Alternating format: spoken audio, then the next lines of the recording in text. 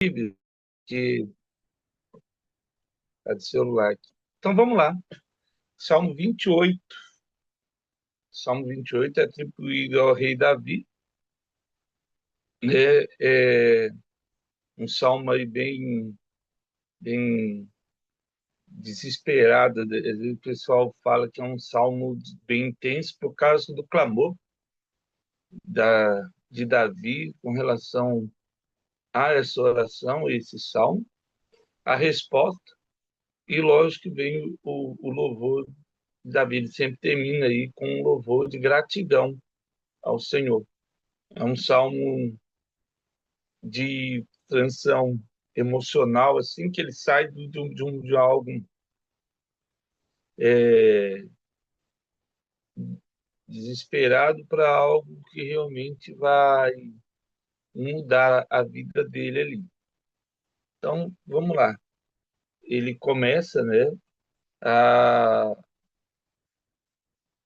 o clamor por uma resposta de 1 a 2, a gente vai ver isso, pedido de justiça, 3, 5, louvor pela gratidão, pela resposta aí de, de Deus sobre aquilo que ele pediu. E aí, lógico, a intercessão pelo povo aí. Então vamos lá. Ele começa lá. A ti clamo, Senhor, rocha minha, não seja surdo para comigo, para que não suceda que te calares acerca de mim. Seja o semelhante aos que descem a cova. Ou seja, Davi, ele clama ao Senhor, né, para que ele não venha morrer e simplesmente apagar, né, o silêncio ali. Alguém que não responde. A pessoa, quando morre, simplesmente acaba, não tem como ser reconhecido ou ser lembrado. Talvez a pior coisa para Davi não era nem a luta aí pelo seu inimigo. Ele fala é o fato de Deus não responder a sua oração. Eu creio que esse seja a pior coisa para qualquer cristão, quando Deus não responde a oração. O silêncio, a gente falou isso aí, a questão do deserto, que às vezes as pessoas falam, esse é o meu deserto, e Deus não está respondendo, é algo que assim não tem muito a ver, né, com relação à ação de Deus, mas o fato de Deus querer nos ensinar alguma coisa, algo que realmente mexe no nosso coração. E aí ele compara esse silêncio de Deus a essa questão da morte aí, da sepultura aí. E aí, sem a voz de Deus, ele se sente uma pessoa morta espiritual. No verso 2 ele fala assim: ouve-me, ouve-me as vozes súplices quando te aclamar por socorro, quando erguer as mãos para o teu santuário. Então, ele já traz essa ideia de adoração, levantar as mãos aí no sentido de desprovido, de rendição, de dependência, de súplica. Ele chega no momento da vida dele que ele fala: não tem ninguém para eu socorrer além de ti, além de Deus. Quando eu ergo as mãos, e aí tem essa questão, quando Salomão vai edificar o templo, ele fala: quando orarem, né, em Crônicas vai falar bem isso, e em direção a Jerusalém, levantar as mãos em direção ao templo, a Israel, que o Senhor ouve a voz do povo, tudo ele vai. E o islamismo, quando foi fundado, ele se apropriou dessa palavra de Salomão também, e eles olham em direção a Meca aí. Mas isso era comum entre o povo hebreu, povo de Israel. essa questão da adoração e a súplica, e levantar as mãos e clamar ao Senhor, buscando aí uma direção. Não era algo vazio, não era só uma cerimônia de repetição, era algo que realmente expressava esse espírito. A gente vai ver bem isso, e é bem legal, né, quando a gente lê o livro de Jó. Jó aparece bem isso aí. Mas só para a gente, Provérbios 1:12, vamos lá para Provérbios 1:12, só para Provérbios capítulo 1, o verso 12 aí, quando tem uma direção aí. Lembrando que Provérbios foi escrito por Salomão, filho de Davi, e ele diz assim no verso 12: traguemos-los vivos como abismo, e inteiros como os que desce a cova. Acham-se toda sorte de bens preciosos, enchemos de despojo as nossas casas. Lança a tua sorte entre nós, terrenos, todos uma só bolsa, teremos uma só bolsa. Filho meu, não te ponhas a caminho como eles, guarda das suas veredas teus pés. Né? Salomão vai ensinar a respeito de andar por maus caminhos. Se você for para o verso 8, só voltando aí essa questão da cova aí e do silêncio. Filho meu, ouve o ensino de teu pai e não deixa a instrução da tua mãe, porque serão diademas de graça para a tua cabeça e colares para o teu pescoço. Filho meu, se os pecadores querem seduzir, não o consistem. São as escolhas aí. Então, quando você volta, aí a gente volta para o Salmo 28, e aí e Davi fala assim, né?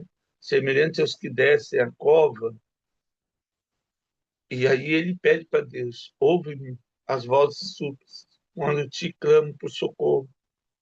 Ou seja, esse capítulo de Provérbios é bem interessante porque Davi mostra que ele fez uma escolha de não andar no caminho errado. E por não querer andar no caminho errado, nesse momento, ele se sente acuado, se sente perseguido e pior, né? Se sente ali que está sozinho, sem ninguém falando.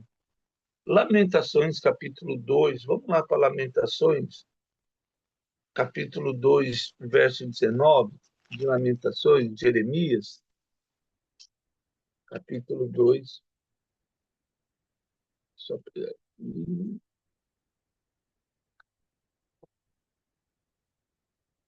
capítulo Lamentações 2:19. Aí o profeta ele vai dizer assim, ó: levanta-te e clama de noite ao princípio das vigílias. Derrama o teu coração como água perante o Senhor. Levanta ele as tuas mãos pela vida dos teus filhinhos, que desfalecem de fome à entrada de todas as ruas. É, Israel tinha sido desolada, levada para o cativeiro, estava sob miséria, e Jeremias faz esse clamor. Ele pede para Deus se levantar e tomar uma posição. E essa posição que a gente chega no verso 3, né, o pedido da justiça de Deus, voltando ali no Salmo 28, o verso 3 e 5 aí. Ele fala lá, né, olha só: não me arraste com os ímpios, como os que praticam a iniquidade, os quais falam de paz ao seu próximo, porém no coração tem perversidade. Davi ele já pede essa justiça, o ímpio, né? O Rechaim, que é culpado, perverso. A ideia de ímpio é essa ideia maldosa. E aí essa hipocrisia deles, né, que se veste como cordeiro, mas são lobo, destilando o seu veneno e destruindo aqueles que andam e tentam andar reto no caminho do Senhor. Falam de paz, têm a aparência de bondade, mas na verdade eles querem a destruição e têm um mal no seu coração. Quando nós lemos lá, e a gente fez estudo de Apocalipse, quando a gente lê Mateus 24, que a gente vê essa questão, quando ouvires sobre paz e rumores de paz, e a gente vê guerras, né? Então, assim, nós estamos realmente vivendo exatamente isso hoje, porque toda a humanidade ela está entregue, infelizmente, a, a um grupo de liderança mundial, não só no Brasil, porque a gente já vê isso aqui no Brasil, mas é para a gente realmente clamar a Deus, porque a corrupção chegou no nível que ela arrasta multidões aí, né? No Brasil a gente vê essa questão, né? Não me arraste com os ímpios, com os que praticam a iniquidade. Infelizmente a gente não tem bons exemplos aqui. A, a corrupção ela arrastou todas as instâncias de liderança no Brasil, política, o judiciário, o executivo, o legislativo e, infelizmente, outras áreas que não podia, né, ter ido por esse caminho aí. E é uma pena. Instituições que eram consagradas pela sua, vamos dizer assim, idoneidade, se corromperam, infelizmente. Mas aí, Davi, ele via isso também em Israel, na época dele. Ele via essa corrupção generalizada. O governo dele estava sendo estabelecido e, lógico, aí começa os conchavos políticos, a necessidade, um fala aqui, um fala aqui, e ele se via nessa situação. Não tem é uma pena que o Salmo não tem um momento certo que ele vai falar, mas ele traz essa. Então, aqueles que tentam, Davi denuncia essa hipocrisia, né, das palavras boas com o coração corrupto. O verso 4 ele fala: pega-lhe segundo as suas obras. Aí ele chama a Deus e fala: paga-lhe segundo as suas obras, a malícia dos seus atos, dá-lhes conforme a obra das suas mãos, retribui-lhes o que merece. Ou seja, Davi, ele chama a atenção. Vamos lá para 2 Timóteo 2,14, só para ler esse aqui, 2 Timóteo 2, verso 14. 2 Timóteo, capítulo 2, o verso 14. Isso aí. Então, vamos lá. Recomenda essas coisas, dá testemunho solene de todos perante Deus, para que evitem contenda de palavras que para nada aproveitam, exceto para a subversão dos ouvintes. Então, Timóteo, ele dá um conselho, Paulo dá um conselho ao seu discípulo Timóteo, e ele traz essa ideia aí, né? Sai desse povo que toda hora está olha aqui uma coisa muito importante entre Jesus e os fariseus, entre o cristão do século 21 e o religioso. Talvez seja a parte mais importante de todo o nosso estudo, seja essa questão contra a religiosidade. O religioso, ele trabalha com temas, assim como o fariseu. Se eu perguntasse para você hoje, pense em temas polêmicos aí, que às vezes é isso que Davi ele traz assim, isso que Paulo fala aqui em Timóteo. Então, na época de Jesus, eles chegam os fariseus e fala: não é esse homem que senta com prostitutas e ladrões? Não, ainda chega ao ponto de falar assim: olha, se Jesus soubesse quem lava os seus pés, falando da mulher que lavou os pés de Jesus. O problema é que o fariseu e o religioso, ele fala de temas. Você é a favor ou contra a droga? Você é a favor ou contra o aborto? Você é a favor ou contra isso? Você é de direita ou de esquerda? O religioso, ele está sempre levantando contendas. Foi o que Paulo quis dizer. Mas Jesus não está preocupado com temas. Jesus está preocupado com vidas. Jesus nunca sentou do lado de uma prostituta, de um ladrão, de um beberrão. Jesus sentou do lado de vidas. Quem via bandido, quem via prostituta, quem via ladrões, quem via pessoas perdidas, é o religioso, é o fariseu. Porque essas pessoas, é isso que o diabo faz. Enquanto o religioso perde tempo discutindo se é a favor ou contra disso, as pessoas morrem e vão para o inferno. O verdadeiro cristão, ele não está preocupado com temas. Ele olha e vê uma vida que precisa de Jesus. Antes de falar, ou alguém chega para alguém e fala: olha, eu vou pregar de Jesus para você, mas vou te fazer uma pergunta. Você é de direita ou de esquerda? Você é uma prostituta? Você é um homossexual? Você é um ladrão? Você é um bandido? Eu acredito que o verdadeiro cristão nunca faz essa pergunta. Ele chega para a pessoa e fala: olha, eu quero te apresentar o Salvador, aquele que pode transformar. Nem quero saber da sua vida, mas eu sei de alguém que pode transformar toda e qualquer situação que você está vivendo.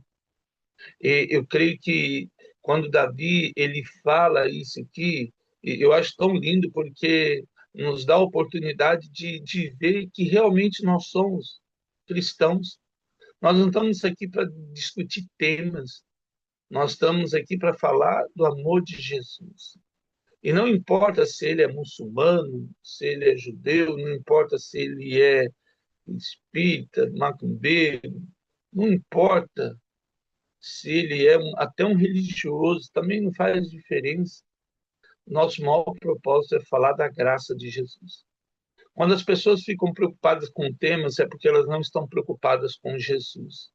Elas estão preocupadas com o engodo que existe na vida deles. E Davi, ele chama isso, essa hipocrisia, e ele chama esse pedido de justiça, e aí ele fala: ó, paga-lhe segundo as obras que eles estão fazendo. Gente, que perda de tempo é essa maldita, que de vez de falar do amor e da graça de Jesus, se fala de temas polêmicos que desvia o poder de Jesus, como se Jesus não fosse poderoso para transformar qualquer vida, inclusive a nossa. E aí ele fala lá no verso 5: e visto que não atentam para os feitos do Senhor, nem para o que as suas mãos fazem, ele o derrubará e não os reedificará. Exatamente o que nós estamos vendo hoje. Eu fico olhando a infelizmente no Brasil, entre os jovens, cresce muito a religião afro aqui no Brasil. Nunca cresceu tanto como agora. É triste, porque o povo de Deus não está fazendo o seu papel. Por outro lado, estava vendo uma matéria agora que a Igreja Católica tem conquistado na América do Norte inúmeros fiéis agora, tem aumentado o número de jovens entre a Igreja Católica na América do Norte, porque eles têm visto nesse povo católico uma mudança de vida. E é triste quando eu olho para nós e eu me coloco nisso, nas manchetes de jornais, envolvidos em escândalos e corrupção. É uma pena isso para nós. Então é hora de pararmos de lutar com as armas do diabo. A gente falou muito isso no curso de Apocalipse. E lutar com as armas de Deus de verdade. O verso 6, 7, aí Davi, ele dá uma virada no Salmo, ele já expressa o coração dele e ele diz assim: olha, bendito seja o Senhor, porque ouviu a minha voz e as minhas súplicas. Ou seja, e aí ele louva e agradece a Deus, porque Deus ouviu as suas súplicas, né? Deus é a nossa força, sim, Deus é o nosso escudo, Deus é o quem nos fortalece, é quem nos protege, é quem nos sustenta. E aí ele traz isso: o Senhor é a minha força, o Senhor é o meu escudo, o meu coração confia nele e fui socorrido, por isso o meu coração exulta com o meu cântico e eu louvarei. E aí ele diz o propósito, fala: olha, porque Deus é tudo isso, eu vou continuar louvando. E aí ele chega no verso 8 e 9 e ele vai finalizar a intercessão coletiva dele aí: o Senhor é a força do seu povo, o Senhor é a força do Brasil, do povo do Brasil, não é do Brasil. É força do povo brasileiro. Eu gosto muito de uma fala do presidente Gás, quando foi visitar o Nordeste durante o regime militar. Alguém perguntou: Gás, como é que está o Brasil? Ele olhou para os jornalistas e falou: o Brasil vai muito bem, mas o povo brasileiro tem sofrido. O Brasil, com certeza, ganha milhões e perde milhões, bilhões, trilhões. Mas o povo brasileiro, só Jesus. Então, que Deus ouça a nossa oração, que o Senhor Yahvé seja a força do povo brasileiro, o refúgio salvador do seu ungido. Salva o teu povo e abençoa a tua herança. Apresenta-os e exalta-os para sempre. Deus salva o povo, Deus abençoa a herança dele, que somos nós, herança do Senhor, são os nossos filhos, disse o salmista, né? Salmo 122. E ele nos apacenta e ele nos exalta para sempre. Então, assim, a gente vê esse desespero no início do salmo, mas a gente vê a confiança de Davi, né? É uma experiência vivida, é real. Ainda que a gente possa entrar angustiado no momento, na presença de Deus em oração, nós vamos sair de lá fortalecidos. Ainda que o diabo sopre no nosso coração que Deus esqueceu de nós, porque talvez você ou eu não estamos ouvindo a voz do Senhor, Deus diz que em Gênesis capítulo 1, o verso 3, que o Espírito do Senhor pairava sobre a face das águas, né? Ali o silêncio, isso era algo importante. Mas nós vemos essa justiça divina de Deus, né?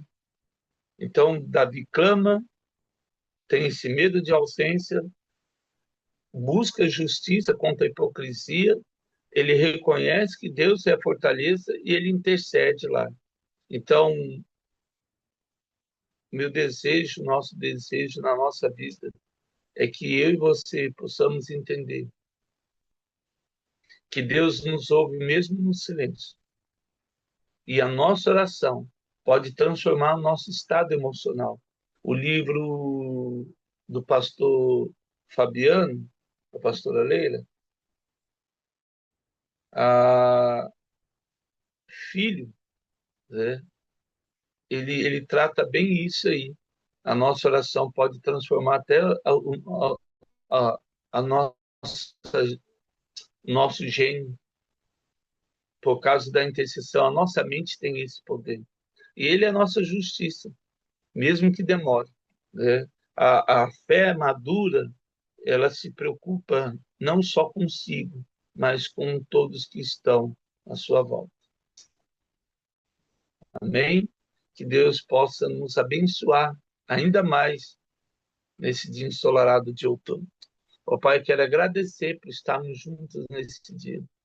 Que todo e qualquer espírito de religiosidade na nossa vida seja destruído agora em nome de Jesus. Que nós vejamos vidas e não rótulos, almas que precisam do seu amor e não características que o mundo tem lançado e soprado no nosso vida. Tenha misericórdia do Brasil, Tenha misericórdia daqueles que ainda não te conhecem. Que, em nome de Jesus, em nenhum momento possamos atrapalhar o crescimento do teu reino.